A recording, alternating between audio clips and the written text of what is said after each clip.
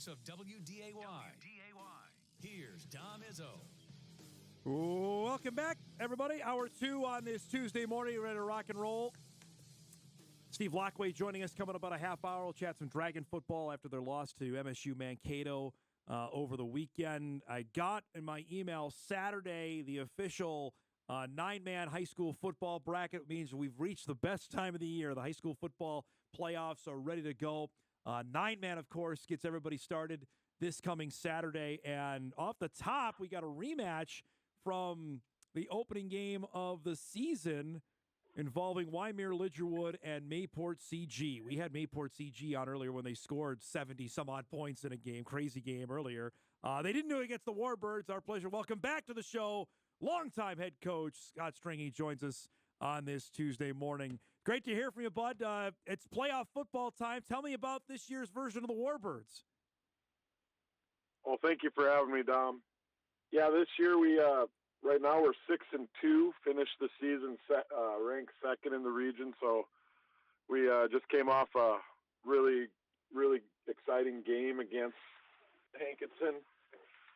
Went back and forth, and then they scored with about a little over a minute left, and made the extra point. So they were up 27-26, and then they kicked off, and we took it back to the house and ended up winning the game. So it was one of those classic Hankinson Wyndmere-Lidgerwood games. So put ourselves in a great position to host, which is always nice in the playoffs, and we get a chance for some redemption against Mayport, like you mentioned earlier. We started the season, that was our first game, so we lost to them, and we've also lost to Lemoore, so those would be our 2 losses for the season. So what was the handshake like with Jason Moneylaws after the game on Friday night? He was, it's pretty bitter. Yeah. As far as not towards each other. It's just that's a tough pill to swallow. We're good friends, and you put so much into that game, and the game means so much to both communities. It's just that roller coaster. You see them on the sideline; they look like they had just won the Super Bowl a couple minutes before. After making that extra point, and then they have to go and shake our hands after losing. So yeah, it's tough. That's part of the game and part of life, I guess. You get to deal with that as a coach and as a player. Athletics gets to show that you're going to have those moments in life that are going to be a lot worse than a football game. Tell me about the win that clinched the second seed. Did you even talk about that with the guys before, like knowing what was at stake if you guys won the game? Oh yeah, we obviously would rather play home. First game. It's a big deal. Playoffs. We have a good crowd. They travel regardless. They'll show up regardless if we're home or away. But it's always nicer to be able to play at home and that's being familiar with the pregame and just that everything about it. The footing. Everything as far as what to expect. The difference is you're playing at 1 o'clock instead of 7 o'clock. So that takes some adjustment. We'll practice a couple times this week at early afternoon to get used to that. The change now of the football format for the bracket, how much did that get you used to that? This is a new year for 9-man football where the top 8 gets buys and into the next round, and you're adding 8 more teams into the postseason. How much does that, granted you enjoy it because you're in, but did that take getting used to okay, this is a new format for us? It changes so often, Dom. Yeah. That it's it's basically what I tell the kids, and I have it in the locker room. The only bracket that matters is Mayport versus Wyndmere-Lidgerwood. It's whoever's I know that sounds cliche, but that's how you got to deal. That's how you have to deal with it, because if you look down the road, you're going to get knocked off real early. We're watching video, Scott, of the first time you guys played. I know it has to feel like a year ago. It was the first game of the season. How much have you looked back at that? How different of a team are you from that game to the one that's going to take the field on Saturday? Yeah, that's a really good question. I try to watch that game, every game, once during the week, just to scout myself. The things, there were certain players that we didn't have Jackson Career during that game. That's going to help us out a lot. We turned the ball over 5 times. We had 2 touchdowns called back. We had 10 penalties. We were kind of like the Jets last night. Thanks for that. Yeah, you're welcome. They had a touchdown right before half, kind of like a Hail Mary. It was a long pass down the sideline. It got tipped, and they scored.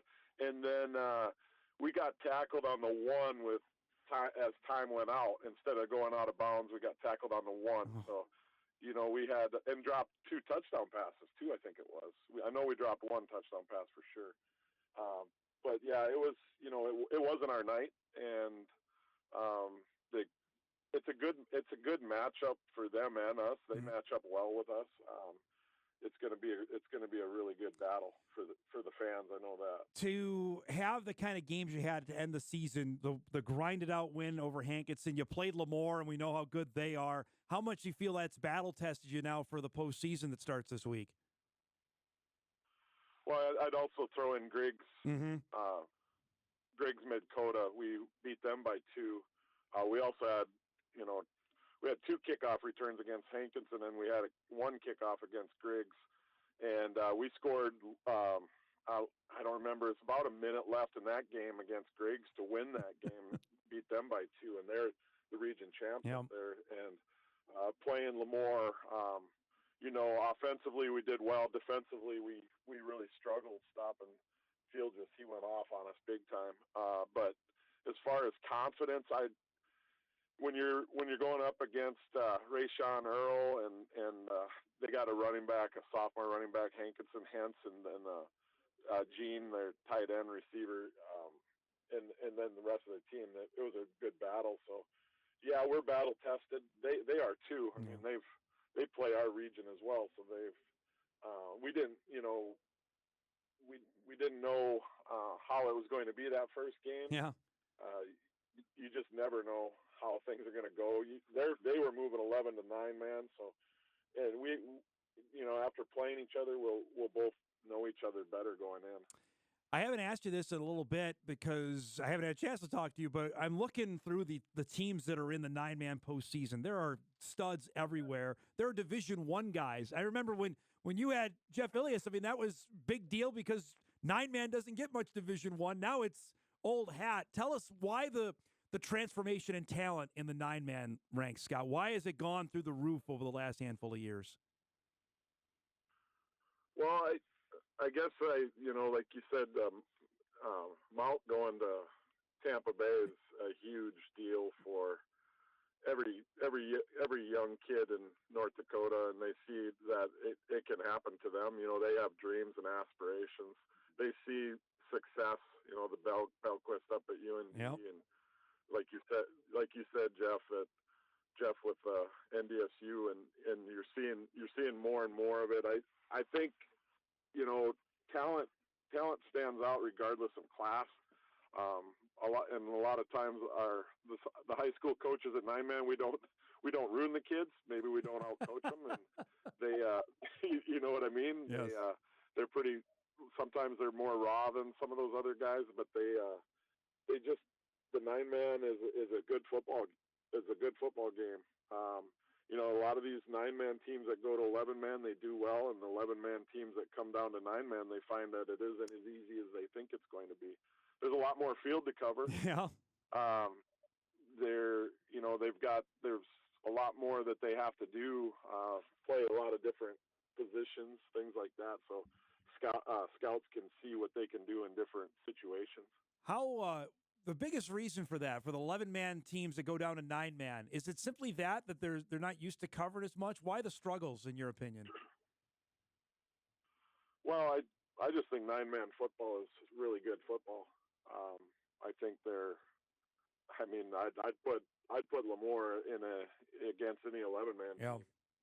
they're going to play. They're going to play well. They play fundamentally strong. It's just, I think the idea is, if you go, it's, maybe they think they're playing a JV league when they go into 9-man, but that's not the case.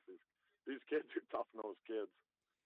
I got to ask you. I guess I don't know I don't know the answer for that. No, I was just curious your opinion because you've been around for forever and you know everything about football. You know way more than I do, so that's why I wanted to ask you on that.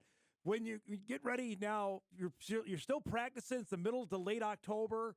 Just give me a sense around town. I know crowds are always great, and it will be on Saturday. What's just the atmosphere? Hey, we're still practicing. There are teams that are done. We're still out there. Have the guys embraced that? Do you even need to tell them that when you get out for practice later today?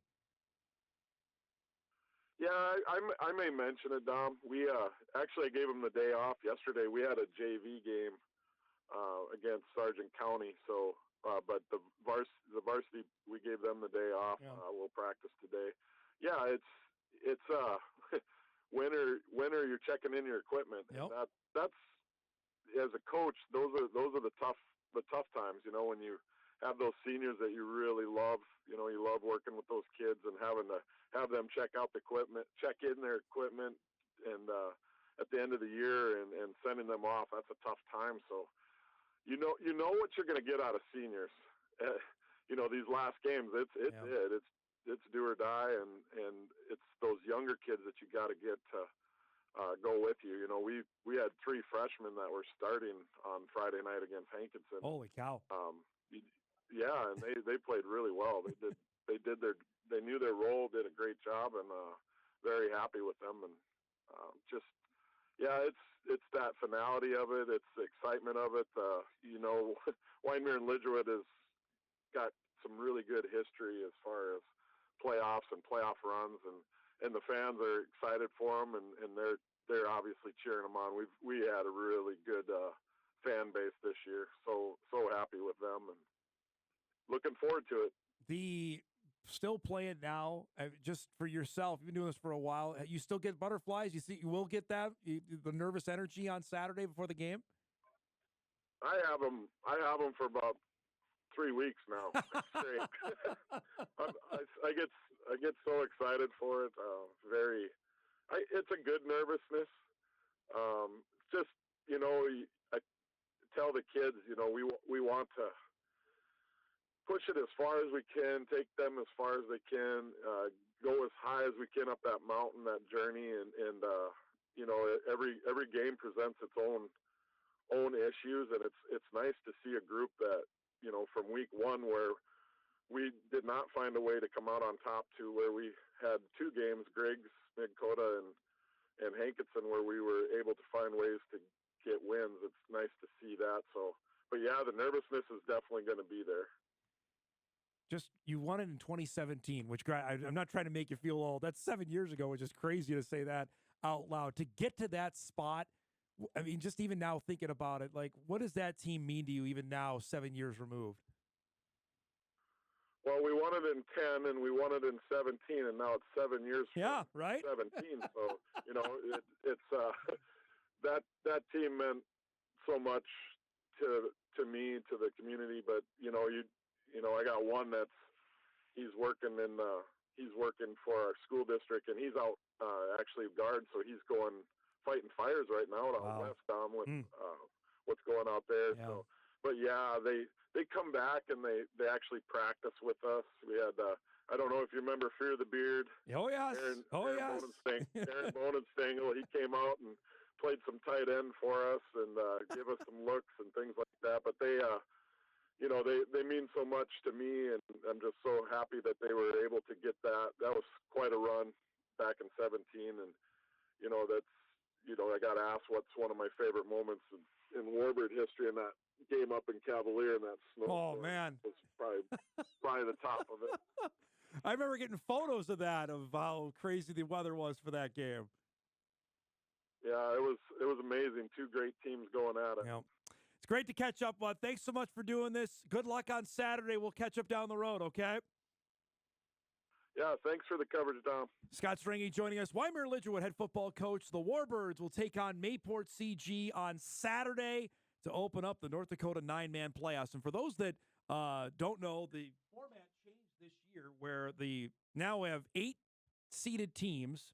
It's actually kind of similar to what the FCS playoffs had done prior to this year, that the top 8 are seeded, they get buys, and then 16 teams are playing this weekend. Wyndmere is being one of them. And the winner of that will play Griggs Midkota in the next round of the tournament. Our good friend, colleague, Mike Zier from Beach, his team made it.